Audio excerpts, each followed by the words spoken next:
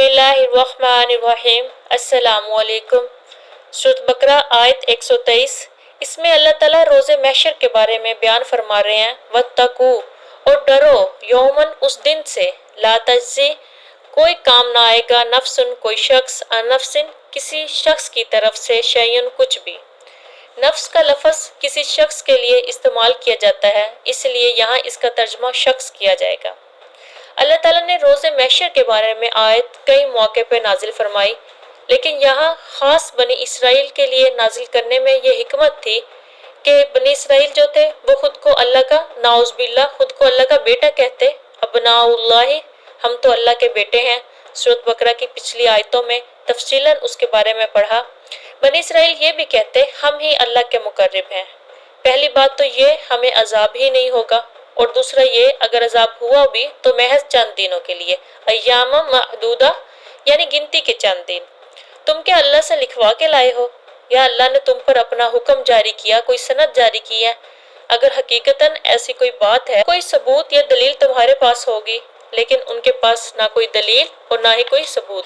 अल्लाह तो वाज़ेह फरमा रहे हैं कि इस दिन कोई शख्स, कोई नफ्स भी किसी के काम नहीं आएगा।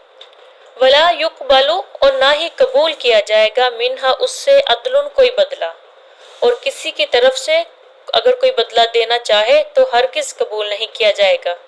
यहाँ अल्लाह हमें समझाने के लिए खोल कर हशर का मंजर बयान फरमा रहे हैं कि वो ना तो कोई शख्स एक दूसरे के काम आएगा और ना ही किसी का बदला लिया जाएगा। ये सिर्फ हमें समझाने के लिए, वरना वहाँ सबको अपनी ही पड़ी होगी। रोज़े महशर का दिन इस कदर तवील होगा, तन्हा हर शख्स होगा, उसके साथ सिर्फ उसका अमाल होगा। इस कैफियत में वो किसी दूसरे को क्या बदला दे पाएगा? उसे तो खुद अपने अंजाम का ही इल्म नहीं होगा। वला तनफाऊहा, और ना ही उसको कोई फायदा देगी, शफाअतुन, कोई सिफारिश, वला हुम युनसरून, और ना उनकी मदद को कोई पहुंचेगा। दुनिया में तो ऐसा ही होता है, खुद से कोई काम ना हो तो मदद के लिए किसी को बुला लिया, फिर भी काम ना बने तो किसी बड़े से सिफारिश की मदद ले ली जाती है, और अगर रुपए पैसे की जरूरत हो तो वो भी अपनों से ले लिया जाता है। किसी भी इंसान की मदद के सिर्फ यही तीन जराए होते हैं। इस आयत में इन तीनों की अल्लाह ने नफी फरमा दी।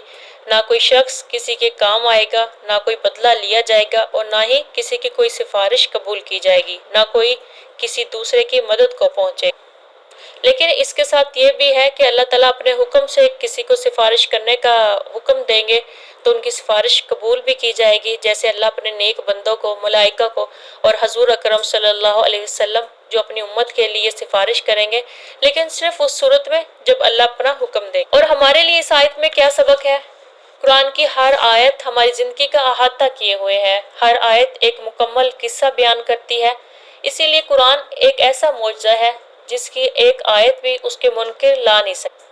और इसका असलूब बयान खूबसूरती ये है, पढ़ने वाले को इल्म ही नहीं होता उसने कितनी कौमों की जिंदगी के बारे में पढ़ लिया, कैसे एक कौम का किस्सा खत्म हुआ और खुद ब खुद दूसरी किसी कौम के बारे में दूसरा किस्सा शुरू हो गया।